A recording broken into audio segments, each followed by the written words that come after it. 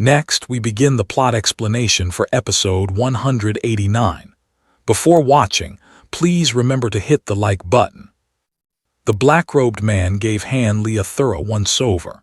His gaze gradually turned icy cold, and his eyeballs shifted from black to green, making him look utterly devilish and bizarre. Hanli, however, suddenly opened his mouth and asked, "Are you a devil or a ghost?" "Hee, do you think this old man doesn't look human?"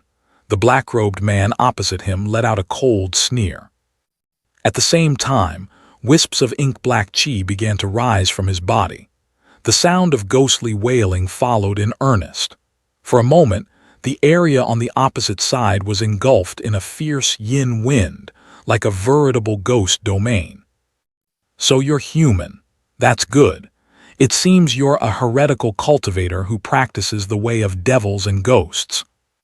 "HMPH, Junior, your prattle is truly excessive. There's no need to probe my background any further. Once this old man wipes you out, you won't need to scheme any longer." The black-robed man formed a hand seal with both hands. His physique swelled explosively, instantly transforming into a hulking giant over 2 zhang in height. Although obscured by the yin qi, making it hard to see clearly, the black-robed man's robes were burst apart by his expanding frame. Vaguely, one could see horns sprouting from his head and fangs protruding from his mouth. After hanli clearly saw the devilish form the giant had taken after his transformation, a trace of surprise finally appeared on his face for the first time. The giant's current devilized appearance was actually identical to the phantom shadow that had appeared when the disciple of Archsaint Six Path had used the Six Extremes' true devil art during their fight back then. "Sir, what is your relationship with Archsaint Six Paths?" hanli asked. "Archsaint Six Paths, don't think that spouting nonsense will buy you time." The giant was first stunned, but then a sinister grin appeared on his face. He then waved his large hand fiercely. A dark, indistinct object shot straight toward hanli. Just as it emerged from the black chi, there was a flash of black light, and it vanished without a trace. Hanli's face darkened. His form abruptly shot backward several zhang. At the same time, a massive green ghost claw swiped empty-handed through the spot where he had been standing. "Just as I suspected. Although what you cultivate isn't a ghost cultivation art, but some kind of devilish technique, your methods of attack are very similar to a ghost cultivator's. If someone truly mistook you for a ghost cultivator, they'd probably suffer a considerable loss, wouldn't they?" Hearing hanli's words, the giant within the black chi stared coldly at hanli, remaining silent. But just then, hanli's brow furrowed slightly. His form flickered, and he voluntarily shifted several zhang diagonally. As a result, yet another green ghost claw silently swiped up from beneath where he had been standing. This time, the giant within the ghostly chi could no longer contain himself. "You were able to dodge the ghost yin claws again and again. Have you truly seen real ghost cultivators before?" "Of course I've seen them. Otherwise, how could I have dodged them so easily?" hanli replied with a half-truthful, half-playful chuckle. "HMPH, you truly are well-traveled, sir, but it doesn't matter. Under the power of my heavenly slaughter true devil art, your death will come in the next moment." The giant suddenly threw his head back and let out a sharp, piercing laugh. The laughter was so shrill it could seemingly shatter metal and crack stone. Seeing this, hanli's face grew solemn. At that moment, the black chi opposite him began to spin rapidly like a raging storm. Following that, an incredibly powerful and astonishing devilish aura erupted out of thin air. Then, a massive black shadow shot out from the black wind, leaving a trail of afterimages, and in the blink of an eye, it was right in front of hanli. The black shadow's 2 arms moved slightly, and a vast array of azure-black claw shadows instantly enveloped hanli like a torrential rain. Hanli took a deep breath. With a peculiar look on his face, he didn't dodge. Instead, he rubbed his hands together and raised them upward. A crackling sound of thunder arose, and a pale golden net of lightning appeared out of thin air above Hanli's head. The black shadow was taken aback at the sight, but before it could think further, its sharp claws unceremoniously swiped down viciously. In its mind, perhaps ordinary devilish arts could be suppressed somewhat by lightning attribute techniques, but its heavenly slaughter true devil art was far from ordinary devilish arts. A mere bolt of lightning wouldn't be able to harm it in the slightest. Before the shadow's thoughts had even finished circulating, it suddenly felt a searing heat in its pair of sharp claws, followed by an indescribable agony shooting up from them. Then, a dazzling golden light erupted before its eyes. The lightning net, composed of golden arcs, actually shattered the claw shadows and descended over its head instead. Impossible, this arc. I feel like I've heard of it somewhere before. The black shadow suddenly recalled a rumor concerning the golden arcs. Wasn't this one of the things that the elder who had taught him the technique had repeatedly warned him about, the very taboos of the heavenly slaughter true devil art? Since he had begun cultivating this art, he had rarely met his match among those of the same cultivation level, and he had actually momentarily forgotten about this matter. The black shadow's face turned purple with terror, his heart trembling with fear. He immediately bellowed without a second thought. His originally towering physique suddenly shrunk explosively, transforming in an instant into a dwarf only 3 feet tall, delaying his contact with the golden net. But in that brief moment he bought, a muffled bang rang out. Between an expansion and contraction of his body, the dwarf violently burst apart, transforming into countless shiny black threads that shot off in all directions. A cold gleam flashed through Hanli's eyes. His hands, controlling the golden arcs, suddenly trembled. Golden light shot out as the net exploded. Countless arcs leaped and ricocheted, forming an even denser electric net that suddenly contracted sharply. As a result, after the black threads shot outward, they naturally crashed into the golden arcs. A loud sizzling sound erupted. Under the golden arc's bombardment, the black threads turned into countless plumes of black smoke that rose within the net, accompanied by screams and wails of agony that could be heard from time to time. Afterward, the black threads fearfully retreated back to the center of the golden net and coalesced into a black, oily, devilish infant. Its face was filled with nothing but shock and terror. Then, opening its mouth, it spewed out torrents of pitch-black yin-chi, which quickly wrapped it in layer after layer. A glint of mockery flashed at the corner of Hanli's mouth. The golden arcs shooting from his hands suddenly thickened by a third. Screams of agony resumed within the electric light. Then, amidst the crashing thunder, the sound gradually grew fainter until, after a few moments, it vanished completely. Seeing this, Hanli breathed a sigh of relief. A pitch-black storage pouch was rolled into his hand by the golden arcs. Then, expressionlessly, his form flickered slightly, and he transformed into a cyan rainbow, flying back. From the moment Hanli had exchanged a few brief words with the black-robed man to the moment he had unleashed his divine devil-conquering lightning to annihilate his opponent, the entire process had only taken the span of a few breaths. Not only were the thick-browed burly man, the elder surnamed Ma, and the others below watching in stunned disbelief, but even the gaunt spell mage and Ku Yao, the 2 Mulan high spell mages above, were staring with unfocused eyes. It was common knowledge that the cultivators of the heavenly south didn't know the black-robed man's true background, but they themselves knew roughly 7 or 8 parts of it. These mysterious cultivators came from the massive empire on the other side of the Mulan Plains. Although they didn't know why they had suddenly come to the Mulan Plains and reached some agreement with the divine masters of the 3 major Mulan tribes to offer their assistance, there was no doubt that these individuals' arts and abilities far surpassed those of the Heavenly South's cultivation circle at the same cultivation level. In fact, before the real battle had even begun, 2 Heavenly South nascent soul cultivators had already been slain by them.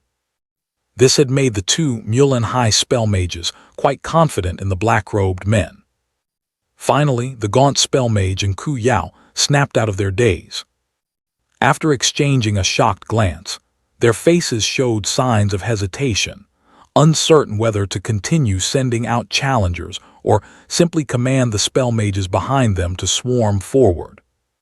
Just then, a faint, indistinct voice suddenly reached both of their ears. "Today's edge has been blunted. Retreat for now. We'll return tomorrow. By then, who knows, this formation might just be. As for Tian Ku's death, that might cause some trouble, but I will explain it to the divine masters." The voice was impossible to tell if it belonged to a man or a woman, but its tone carried a hint of commanding authority. Hearing this, the gaunt spell mage and Ku Yao were startled, but they immediately followed the instructions without a second word. After a commotion among the spell mages behind them, they slowly withdrew. The two high spell mages naturally guarded the rear, but before flying off, they gave the cultivators a few gloomy glances, especially fixing a fierce glare on hanli before turning and leaving. Because the scene of hanli slaying the black-robed man had been so unexpected, when hanli flew back, there was a momentary awkward silence among the cultivators, none knowing what to say. Hanli, on the other hand, remained composed. He merely put away the black storage pouch he had been fiddling with and gave everyone a light smile. This time, fellow Taoist Han has slain a high-ranking spell mage of the enemy, truly cause for celebration. I, Lu, will be sure to report this to the Alliance headquarters. Our alliance will certainly reward you handsomely. The elders surnamed Ma and Gu Xiumpu had also snapped out of it by then, offering words of praise with smiles on their faces. Their words subtly conveyed a hint of awe and respect. As if completely oblivious, hanli politely exchanged a few pleasantries in return. But as he spoke, his gaze inadvertently lingered a moment longer on one particular individual. And when no one was paying attention to his expression, a faint, almost imperceptible mocking smile curled at the corner of his mouth. Hanli and the others returned to the main hall. After briefly discussing the day's battle, everyone took their leave one after another. In the blink of an eye, the hall was empty, leaving only the thick-browed, burly man behind. After a moment, his eyebrows suddenly twitched.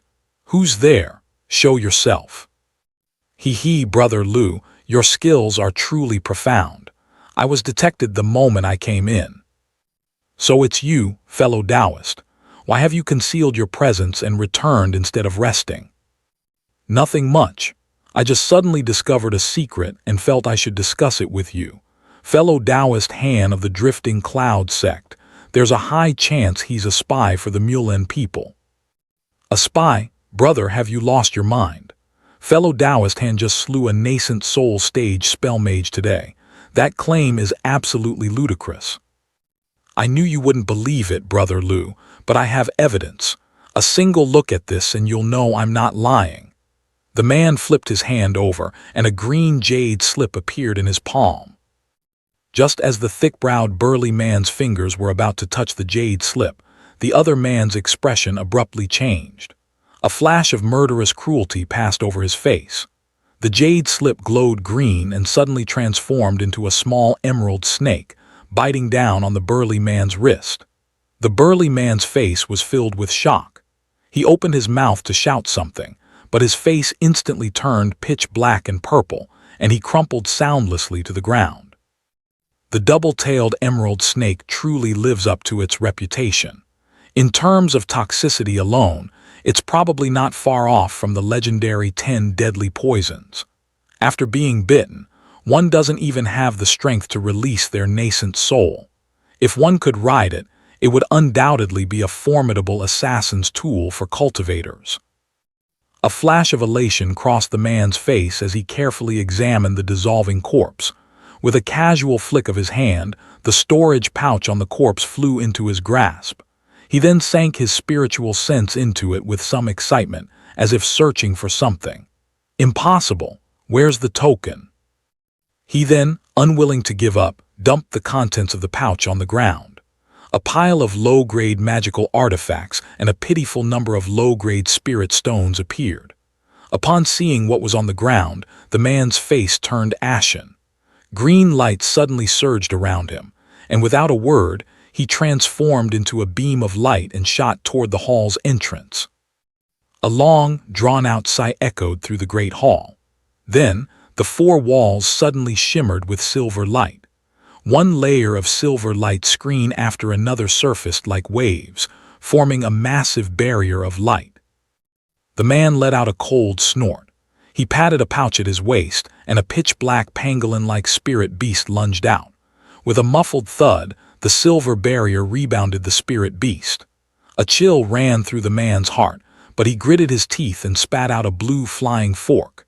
In an instant, the Dharma treasure merged with his protective light, forming a thick blue rainbow that struck the barrier wall with force. Another rumbling thud rang out, and the blue light was mercilessly rebounded several zhang away. Brother Gu, don't waste your effort. This hall is actually the core of the entire Yellow Dragon Mountain Grand Formation and the place with the most powerful restrictions. Since you've fallen into it, don't think about getting out. So you're not truly dead. That body from before was a flesh puppet, wasn't it? I've long heard that there's a mysterious cultivator in the Nine Nations Alliance who's skilled at crafting flesh puppets identical to their owner, making them indistinguishable from the real thing. I didn't expect it to be true.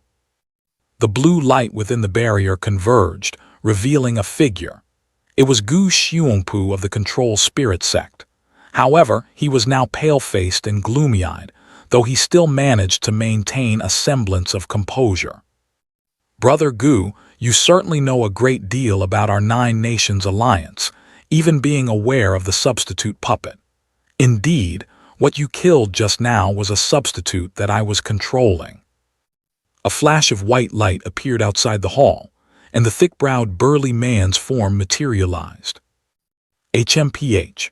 No matter how realistic it looks on the outside, if I hadn't dared to use my spiritual sense to carefully examine this substitute for fear of arousing your suspicion, do you think a mere shell could have deceived me? Besides, I should have realized it long ago. I've cultivated the double-tailed emerald snake for several hundred years, making it extremely poisonous, but there's no way it could easily kill a nascent soul cultivator. I originally only intended to severely wound you with it. It seems I was indeed a bit arrogant. I only had this substitute made on a whim, Brother Lu.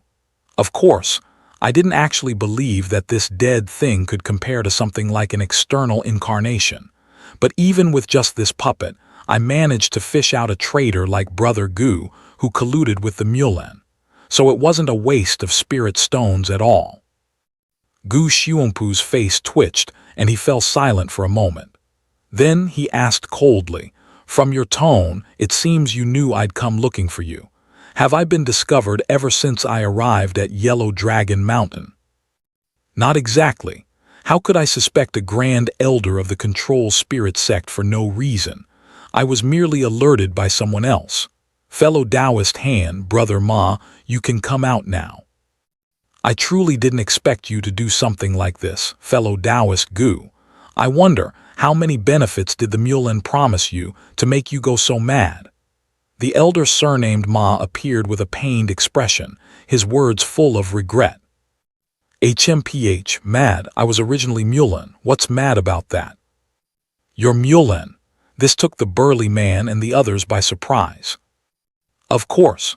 What benefit do you think could win over a nascent soul cultivator like me? How could you Heavenly South cultivators know how scarce cultivation resources are on the Mulan Plains? Every year, countless low-ranking spell mages who could have advanced are forced to miss their optimal cultivation opportunities due to a lack of pills and spirit stones. Why should you Heavenly South cultivators get to occupy such a bountiful place, while we spell mages are forced to count every single spirit stone? If we just had the cultivation resources of the Heavenly South, our Mulan spell mage population could double within 100 years. With such strength, we could crush the Molter immortal masters and dominate the entire Mulan Plains. As Gu Xiongpu spoke, a hint of madness flashed in his eyes. After hearing this, The thick-browed burly man and the others exchanged bewildered glances. Defeat the Mortals. What I heard was that your Mulan main forces suffered a devastating defeat against the Mortals, and more than half of the Mulan plains has already been occupied by them. That's precisely why you're making this desperate gamble to covet our heavenly south. How do you know that? You eavesdropped on my transmission with high spell Magela. Gu Xuanpu quickly realized and glared viciously at hanli. It seems Brother Gu understands quite quickly. You can't blame me for this, Han. Who told you and that hidden spell mage to be so brazen as to use voice transmission right in front of me? And my spiritual sense just happens to be a little bit stronger than that of cultivators of the same rank. Fine, very well. A single oversight after all my years of infiltration in the heavenly south, and I suffer such a fatal leak right before the operation. I have no one to blame but myself. But saying your spiritual sense is just a little bit stronger, HMPH. That's far too modest, sir. Other than having the powerful spiritual sense of a late nascent soul cultivator, I don't know of any other way you could have overheard our conversation without us noticing. The elder surnamed Ma was startled at this, and the burly man was equally shocked, casting a wary glance at hanli. Hanli frowned. He hadn't expected to unintentionally expose the strength of his spiritual sense, but he quickly relaxed his brow, revealing an enigmatic expression that made it impossible to read his depth. This only made the burly man and the elder surnamed Ma even more uncertain, as the idea of an early nascent soul cultivator possessing spiritual sense rivaling that of a late-stage cultivator was simply too incredible to believe. Since you've admitted to being a spy, don't blame us for being ruthless. Although I'd like to take you alive and hand you over to the Alliance's enforcers, with a major battle imminent, I'm afraid we'll have to settle for destroying you, body and soul. The thick-browed burly man turned to face Gu Xuanpu within the light barrier and spoke with a bone-chilling coldness. Then, without waiting for the other to say anything further, he flipped his hand over, and a silver, gleaming token appeared. Raising it high, he gave it a gentle shake toward the light barrier. Inside the barrier, silver light flickered, and countless silver flowers materialized out of thin air. Gu Xuanpu's expression turned extremely unpleasant. Without a second thought, he patted his body several times, and several layers of multicolored light barriers emerged around him. At the same time, he pointed at the blue flying fork in front of him, which spun rapidly and hovered above his head, transforming into a blue light screen. Let's go. There's nothing left to see. No matter how high his cultivation is, he won't be able to hold out long in this restriction. Although he's a Mulan spy, he's still an elder of the Control Spirit sect. Some matters will need to be carefully explained to the Alliance. Seeing the burly man's confidence in the formation, hanli's gaze flickered a few times, but he said nothing. The elder surnamed Ma, sharing the same concerns, also furrowed his brow upon hearing this. Actually, although this matter is a bit troublesome, we don't need to worry too much. Oh, what do you mean, Brother Han?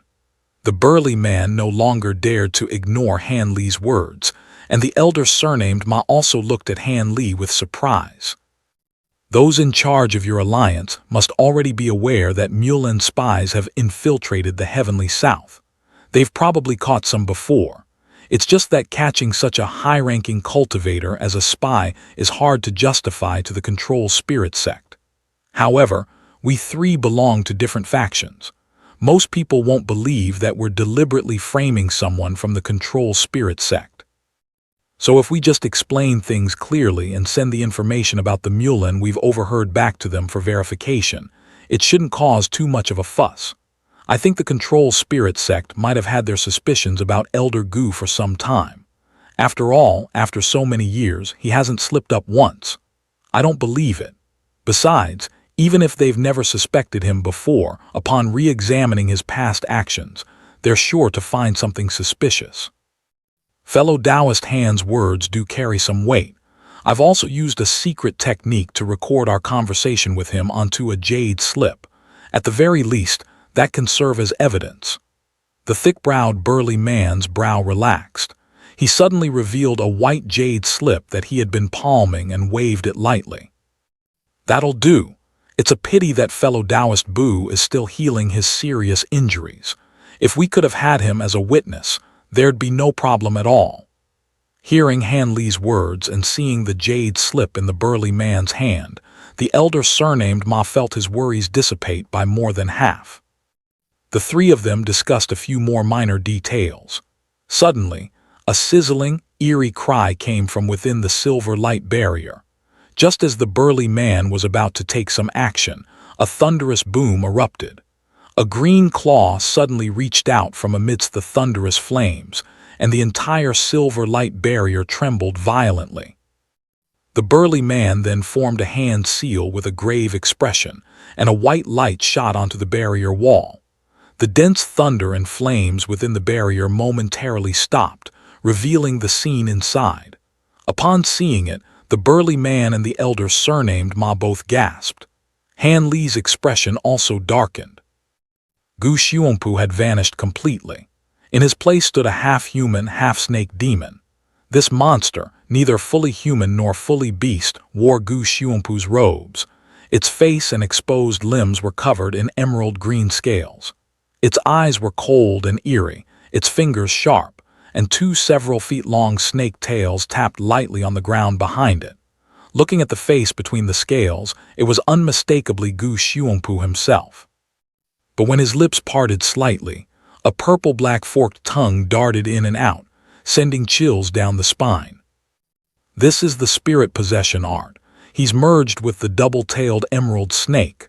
The elder surnamed Ma's face turned ashen, and he cried out in panic. The spirit possession art, isn't that a lost secret technique? By using it, isn't he afraid of being barred from reincarnation? The burly man had clearly heard of the bloody rumors surrounding the spirit possession art as well. His expression drastically changed to one of shock and fury. Then, as if facing a great enemy, he fixed his gaze on the snake-like monster, quickly patted his storage pouch, and the gleaming silver restriction token appeared in his hand. He spat a breath of essence onto it, tossed the token above his head, and began chanting an urgent incantation. Meanwhile, the monster within the light barrier moved. It gave the three outside a gloomy glance, flicked its forked tongue twice, and then split its mouth wide open to its cheeks. A stream of purple-black liquid sprayed from its mouth. Seeing this, the burly man stopped his chanting and urgently pointed at the token. The token blazed with silver light, shooting out over 10 silver dharma seals. A low, dragon-like hum resonated, and the silver barrier flickered wildly before thickening by a third. At the same time, countless silver thunderbolts, far larger than before, began to condense and take shape at the top of the light barrier. The purple-black liquid then struck the barrier wall. A section of the light wall mysteriously turned pitch black and rapidly spread. Within moments, an area several zhang wide had been stained a different color. A fierce look contorted the snake demon's face. Its twin tails slammed the ground and it transformed into a green beam, shooting forward. Its shoulder moved and its green claws struck viciously. With a loud bang, the incredibly tough barrier wall was torn open like paper. The burly man's face showed utter terror. He quickly opened his mouth and spat out a white rod-like dharma treasure, which transformed into a light screen protecting his entire body. The elder surnamed Ma did much the same, nervously spitting out his ruler-shaped dharma treasure. They both understood the terror of a cultivator at the early nascent soul stage using the spirit possession art. Its techniques could rival those of a mid-stage cultivator. But then a resigned sigh came from the side. Hanli had decided to act. He had been standing right next to the breach. His feet moved slightly, and he was suddenly directly in front of the gap, blocking the snake monster's path. Half the monster's body had already emerged. Seeing Hanli in front of it, a flash of malice appeared in its eyes, and it spat another stream of purple-black venom. "Be careful, fellow Taoist. Dodge," warned the burly man and the elder who had just witnessed the venom's power. Hearing their shouts, Hanli's expression flickered. He slowly, yet with deceptive speed, raised his hand. His 5 fingers curled, and his palm was suddenly wreathed in strange blue flames. He grabbed the venom directly. And the monster, stunned, unhesitatingly spat another mouthful of venom. Hanli's lips curled into a faint, almost imperceptible sneer. A dazzling blue radiance exploded between them. Sizzling sounds filled the air. The light flickered wildly a few times before quickly fading. The burly man and elder surnamed Ma quickly blinked their eyes and looked again in shock. What they saw left them utterly dumbfounded. The spirit possession monster had just managed to charge out of the barrier, its demonic face full of ecstatic delight. But its entire body was now glowing with golden light and had transformed into a lifelike blue ice sculpture. The purple venom it had spat had turned into an elongated frozen icicle, protruding oddly from its mouth by several feet. Hanli, meanwhile, had somehow appeared behind the monster, his blue flame-wreathed palm just now slowly withdrawing from the monster's neck. Indeed, a monster born of its first possession. Although its intelligence is not low, it lacks combat experience. Then Hanli raised his other hand, and a thick golden arc shot from his palm, instantly forming a fine golden net that encased the ice sculpture. Blue and gold light intertwined. The sculpture shattered inch by inch. Amidst the shower of blue ice crystals, a purple-black mass the size of a fist appeared and tried to fly out, only to crash into the prepared golden net. A piercing, inhuman shriek rang out. A fierce look crossed Hanli's face. His 5 fingers clenched. The net exploded violently. A final scream, and the snake demon's nascent soul within the golden light dissolved into a wisp of smoke. The thick-browed, burly man stood in the distance, his mouth agape. The elder surnamed Ma managed to look relatively calm, but the shock in his eyes was beyond words.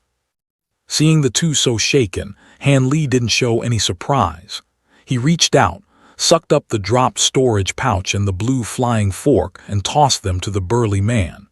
Although the man is dead, it's best to hand his Dharma treasure and the contents of his pouch over to the